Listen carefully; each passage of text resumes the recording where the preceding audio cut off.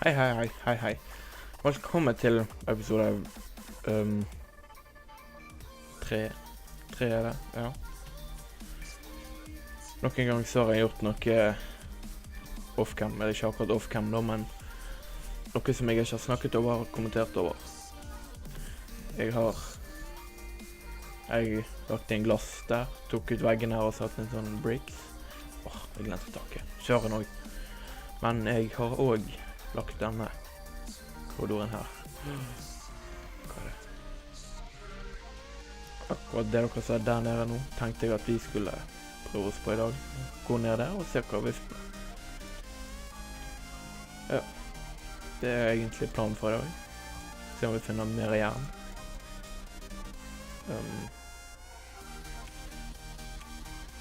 Mat må jeg ha, det er viktig. Bare ha det sånn foreløpig, skal få opp et skikkelig system her etter hvert. Men ikke noe med en gang. Ja, det var nede jeg skulle. Jeg er klar. Kanskje skal... Nei. Vi er mannfolk som bruker hånden hvis spaden går stykker. Oi. Det, kompis. Ja. Sånn. Han sprengte litt. Han sprengte fra en kull til meg. Er det rett ut her? Hvor havner den? Steik? Baksiden. Ja. Jeg greier ikke å ta med kullet, for det pleier som regel å ta veldig lang tid å grave. Oi. Sånn, da var de døde. Må være lava der, eller så må det være en mineshaft. Hæ? Har det vært en hule på baksiden her, og jeg ikke har sett den? Seriøst? Stille.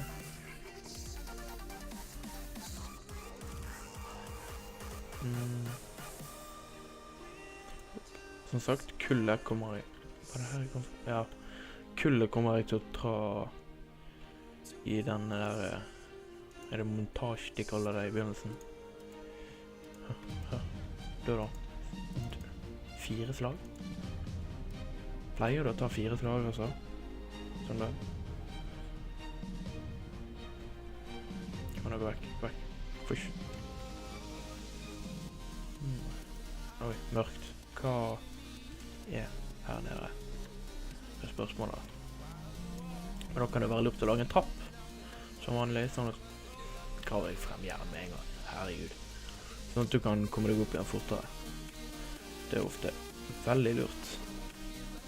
Altså kan jeg bare ha en bøtte med vann med meg og ta teisen oppe der.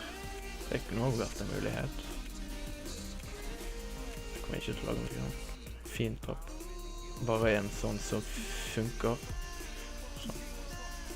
Er du sånn dønn? Dette var alt. Kan jo jeg ta med meg kulde.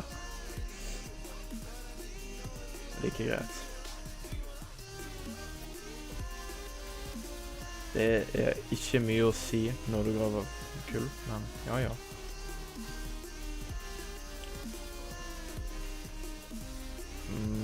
Men jeg tror at etterpå så skal vi ta en tur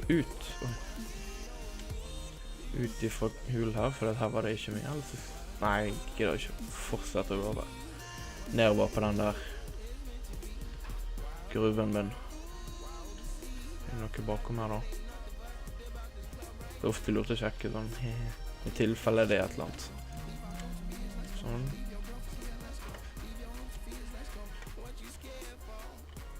Kan det være lurt der, faktisk.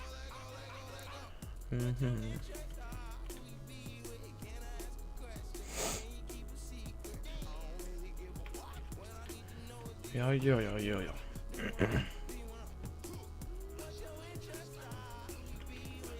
Hvor mye kull er det her da? Det er jo spørsmålet. Jeg føler liksom at jeg har greit mye kull akkurat nå. Eller, ja. det er jo sånn det da, du pleier å ha veldig mye kull i vanlig Minecraft, men med en gang du får inn noen mods som bruker kull, så forsvinner det meget fort. Og bare tar ut alt som er i denne caven nå, for at det er ikke vits i å ha den åpen. Det er ikke vits å ha den åpen. Nå kan jeg snakke sånn at dere skjønner hva jeg mener. Ha den åpen, det vil si at ha hull åpen sånn at jeg får lyst til å gå inn igjen, selv om det ikke er noe. Det er bare kull i veggene, så det er lurt. Kan du bare ta det med og stenge av hull? Det var liksom det jeg skulle frem til, men jeg klarte ikke å si det. Ja.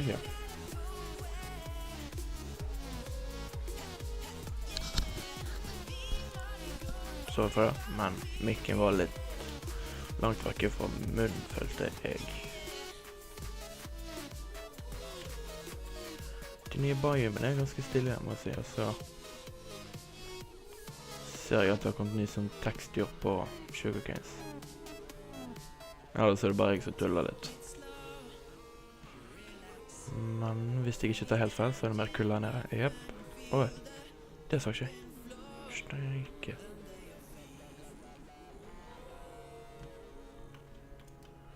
No. Men mens det var kull her, så kan jo jeg si at hvis dere vil at jeg skal ha noen andre serier enn bare denne, så kan dere gjerne komme med forslag i kommentarfeltet. Ikke vær redd for å si deres mening i kommentarfeltet, for det at alle har sine ideer, hverken, eller selv om de er, ja, hva skal jeg si? Ingen ideer er gode og dårlige, god eller dårlig. For å se hva jeg finner på. Men på episode 2 i starten her, når jeg hadde musikk på det der klippet seg fort i starten, montasjen, så gikk, hva var det? Musikken den ble også spolt fremover, så, eller spolt. Så musikken gikk veldig fort også. Det håper jeg ikke skal gjenta seg. Det var en tabbe fra min side. Men nå har vi tatt ut alt kullet her, så da kan vi klatre opp igjen og hive, klatre opp. Kan vi løpe opp og hive fra oss det vi har fått, sånn at vi lager, så kan jeg hive det på smelt. Sånn. Stein også kunne jeg gjøre. Sånn. Kan jeg se om jeg finner en hule, og så kommer jeg tilbake igjen når jeg har funnet. Ok. Hule, hei! Fant jeg en hule her, og det er natten ute, så jeg bare løp inn med en gang. Og her er det 2 snille folk. Han sprenger. Sånn dreper den creeper fort. Hopp. Og her er en creeper. Sprenger han. Der. Jeg ser jern. Ingenting. Jern. Masse jern. Ta kul også. Like greit i tilfelle jeg må lage en furnace og få litt jern. Men det kan være lurt sånn at jeg kan lage en pickaxe. I tilfelle jeg går tom, men jeg har 2 til. Så det går fint. 8 jern, det er perfekt.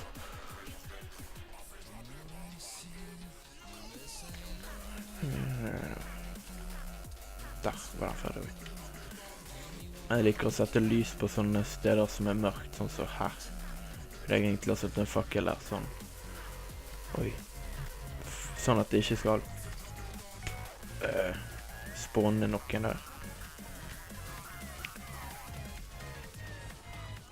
Sånn. Ja, det funker. Bare det. Ok. Men det spåner mindre monstre i huler når det er mørkt.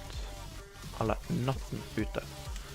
For det å spåne, det kan bare spåne så mange på et område, kan du si. Når de spåner opp på bakken, så kan ikke det spåne så mange ned i hulen. Så Er du seriøs? Går ikke han lenger ned? Stoppet jeg ikke han? Bommet jeg? Hæ? Jeg skjønner ikke. Jeg synes det stoppet water sourcen. Gjør ikke det da? Hæ?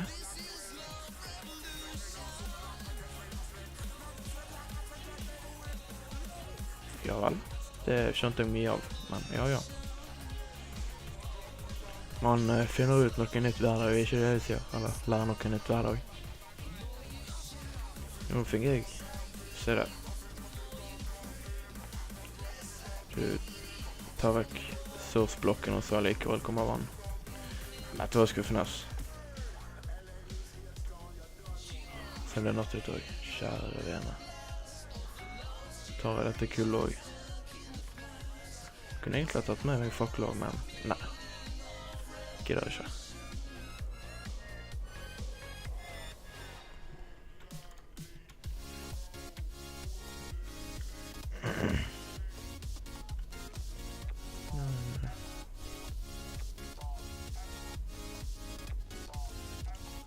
Her var det. Shit. Jeg har jo nesten ikke lyd på. Jeg har ikke lyd på. Hæ? Det er skummelt. Men jeg har armer, så det går fint. Jeg håper i hvert fall det. Armene er jo laget for å beskytte deg. Men hvis du håper hard og en creeper kommer inn i deg og sprenger, så dør du. Hehehe. Hva? Må hoppe. Hoppe. Sånn at du får crits, så dør de fortere. Eller 22, kjærke. Kjære Gud. Men zombiene, de er litt sulten, så bare løper forbi dem. Det er jo alltid like fint. Hva? Herregud. Skal bare gå litt ut her og se hvor mange som heter meg nå. Hest. Ku også.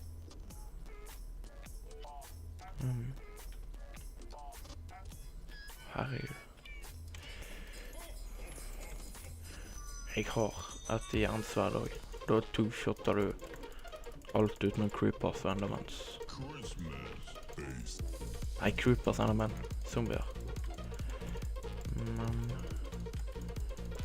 tenker litt strategisk her nå, så dette er fint. Oi, den var på meg. Det var mye kuer da, det er positivt.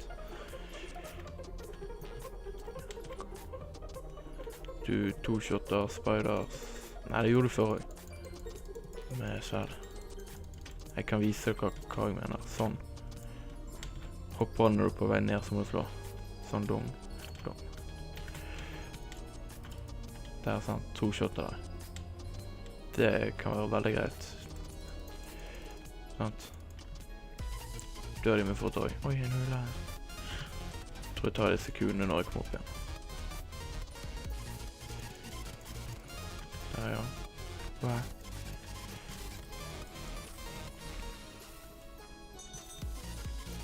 Det var mye som skjedde nå. Lyser litt opp, sånn at jeg greier å se. Og snap. Bare klarere området da.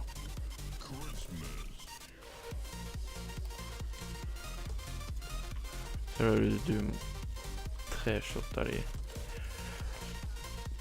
Et iron-sverd kan skade opp til 11 når du gjør sånn. Da skader det 11 hvert slag. Ikke på zombier, da skader det 9. De har litt mer armor for det at zombier skal være nærmest udødelige eller tåler ganske mye. Så derfor tåler de litt mer enn skeletons og creepers. Så du one-shotter kuer når du gjør sånn. Oi. Jeg tror faktisk du sparer på durability igjen. Oi, hula. Jeg tror du sparer på durability igjen. Jeg er ikke sikker da. Nå har jeg 1,97. 1,96. Og så skal jeg prøve å drepe en på, nei, vanlig måte. Ja, 1 i 5. Nei, men. Ja, du sparer faktisk sverdet når du med å gjøre sånn. Så et lite pro-tip til dere. Jeg liker å bare sleie alle kuene sånn at jeg har mat og lær. Jeg gikk forbi noen kuer litt lenger der borte også.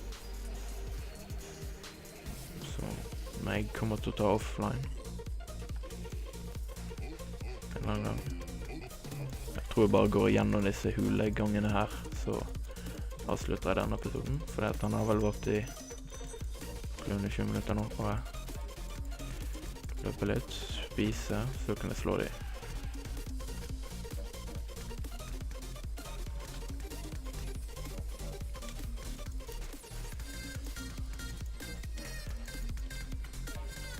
Hva? Da var du også en stygge svarting. Nei, skysj. En stygging, mente jeg å si. Når jeg mente svarting, så mente jeg det sorte får. Det vil si slemmingen i klubben, eller den stygge, kan du si. Det sorte får er jo en svart sau. Eller rent oversatt, kan du kalle det. Det var ikke så mye. Og ja, jern her. Det sier ikke nei takk til jern, for å si det sånn. Så tidlig i spillet, men etter hvert så kanskje jeg sier nei takk. Og så har jeg planer om å nå Minecraft 1.80, den releasen der kommer, så har jeg planer om å gjøre en multiplayer-serie. Og da kan det hende at det kommer noen innimellom i episoder.